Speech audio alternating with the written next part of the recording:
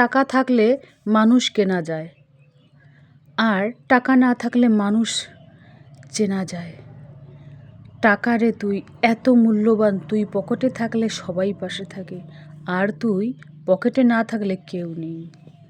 টাকা আছে তো তোমার ভাই বোনের কাছে তুমি শ্রেষ্ঠ শ্রেষ্ঠ বোন, টাকা আছে তো বউর কাছে তুমি শ্রেষ্ঠ জামাই, টাকা আছে তো শালা শালির কাছে তুমি শ্রেষ্ঠ দুলাভাই, শ্বশুর শাশুড়ির কাছে শ্রেষ্ঠ জামাই। তুমি এলাকার মান্যগণ্য ব্যক্তি, তোমার যোগ্যতা থাকার সত্ত্বেও তুমি এই এলাকার কমিটি। টাকা আছে তো প্রধান অতিথি, টাকা নাই তো কুত্তার দাম আছে, তোমার দাম নেই।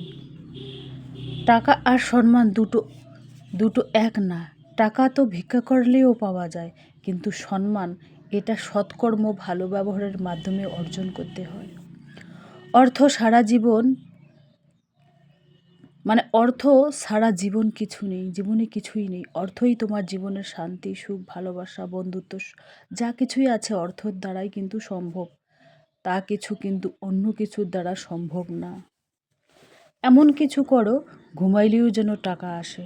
কথাগুলো মনোযোগ দিয়ে শোনো। পরিশ্রম পরিশ্রম ও সঞ্চয়, সৎভাবে পরিশ্রম করো আর টাকা ইনকাম করো। কত টাকা ধরে রাখতে পারছেন? আমরা যে টাকা ইনকাম করি তার কত টাকা ধরে ধরে থাকতে পারছি? ফুটো বালতিতে জল ঢাললে হবে না। যেমন ফুটো বালতিতে জল ঢালছি, উপর থেকে নিচ থেকে পড়ে যাচ্ছে, সেই রকম ফুটো বালতিতে জল ঢেলে কোনো লাভ নেই। হ্যাঁ, তো সেই জন্য তোমাদের বলছি, 10 টাকা 20 টাকা করে প্রত্যেক দিনে যদি তোমরা সেভ করতে পারো অল্প হলেও, প্রথমে সরিয়ে রাখো। যেটা সংসার খরচের বাজেট থাকে তার থেকে যেটা তুমি সেভ করবে, মানে মানে লক্ষ্মীর ভাণ্ডারে সেভ করবে, সেটা তুমি আলাদাভাবে অন্য জায়গায় তুলে রাখো। তারপরে তুমি বাদবাকি খরচ করো। রোজার আগে ড্রয়িং রুম পরিষ্কার করে গুছিয়ে নিলাম। এ মাসে কত টাকা সঞ্চয় করলাম, আলহামদুলিল্লাহ। তো নতুন দিনে নতুন আরেকটি ভ্লগ ভিডিও নিয়ে হাজির আমি আপনাদের মাঝে। সাভানা, ভারতের ছোট্ট একটি গ্রাম শীতলকুচি জেলা থেকে বলছি। তো welcome back to my channel. আসসালামু আলাইকুম। তোমরা সবাই কেমন আছো?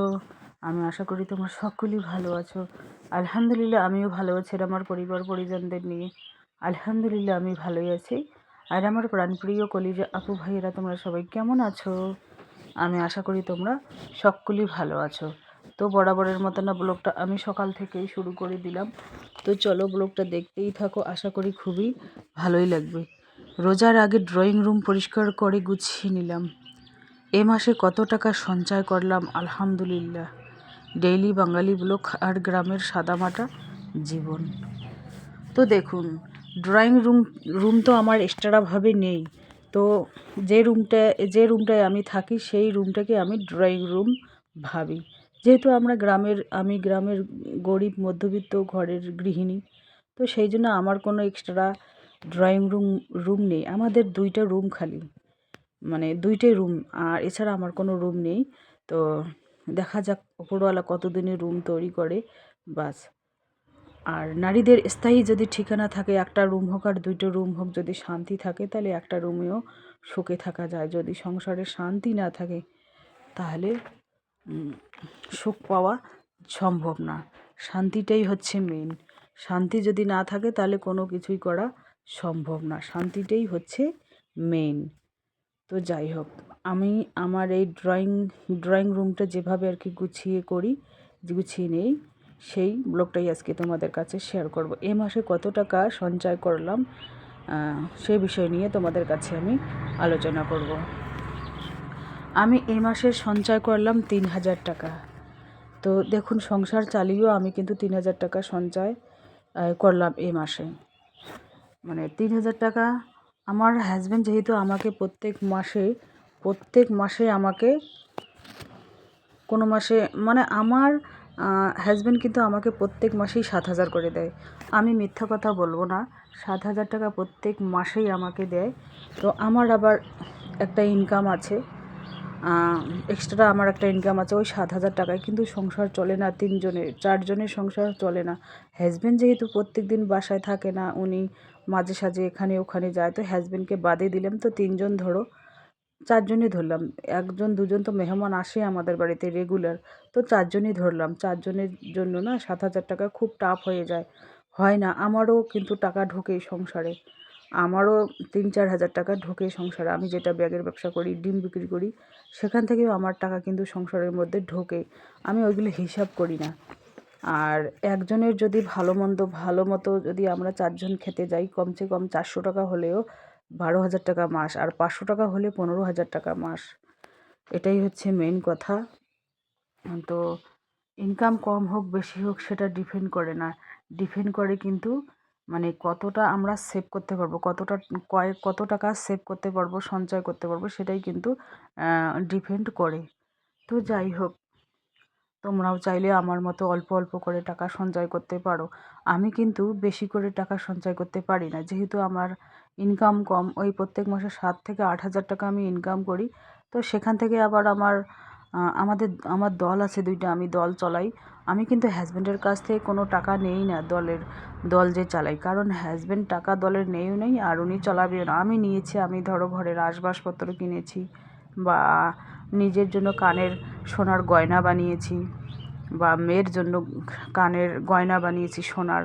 তো সেইগুলো ধারে না, হাজব্যান্ড কিন্তু খাওয়া খরচটাই চালায়, ওই 7,000 টাকা তুলে দেয়। তুমি ওই 7,000 টাকার থেকে তুমি জমাও আর খাও, সেটা তোমার ব্যক্তিগত ব্যাপার। তো ওটা আর কি বাজেট করে দিয়েছে হাজব্যান্ড। 10-15 বছর আগে কিন্তু আমাকে দিয়েছিল 7,000 টাকা প্রত্যেক মাসে 4জনের জন্য। তো এখনও ওই 7,000 টাকায় দেয়, এখন কিন্তু হয় না। অনেক টানাটানির উপর সংসারটা আমি পরিচালনা করি, আলহামদুলিল্লাহ। তবুও আমার কোনো অসুবিধে হয় না, যদি একজন দায়িত্ববান রোমান্টিক পুরুষ নাও হয়, তো যদি একজন দায়িত্ববান পুরুষ হয় তাও কিন্তু শান্তি পাওয়া যায়। আর হাজব্যান্ড যদি দুটোর মধ্যে একটাও না হয়, আর কথা বলার সময় যদি খেসা মেরে কথা বলে, কথার কোনো মিষ্টি নেই। কতগুলো হাজব্যান্ড আমি দেখি, কারো হাজব্যান্ড বা ওয়াইফ দেখি বাইরে মানুষের সাথে ভালো গল্প গুজব, হাসাহাসি, আড্ডা, গল্প করা, খুব সুন্দরভাবে গুছিয়ে কথা বলে, কিন্তু বাড়িতে এসে বউর সাথে ঝগড়া, কালো হাড়ির মতো মুখ করে ঘরে ঢোকা, মানে এমন অবস্থা দেখি আমি, এমন অবস্থায় দেখি আমি। কারণ সেইগুলো আমি দেখি, সেগুলো আমার চোখে পড়ে, সেই জন্যই কিন্তু বলি। এখানে আমি কারো নাম নিয়ে বলছি না, এখানে আমি বলছি কিছু কিছু লোকের ক্ষেত্রে, কিছু কিছু পুরুষের ক্ষেত্রে সেই মহিলার কিন্তু মানে বেঁচে থাকার যে একটা আশা, সেটাই কিন্তু মরে যায়। কারণ তা সেই মহিলাটা কিন্তু সারাদিন সংসারে কাজকর্ম করে, ছেলে মেয়ের খাওয়া দাওয়া, হাজব্যান্ডের খাওয়া দাওয়া, শ্বশুর শাশুড়ি সবগুলো দেখাশোনা করার পরেও যদি তার হাজব্যান্ড তাকে একটু আদর না করে, ভালো না বাসে,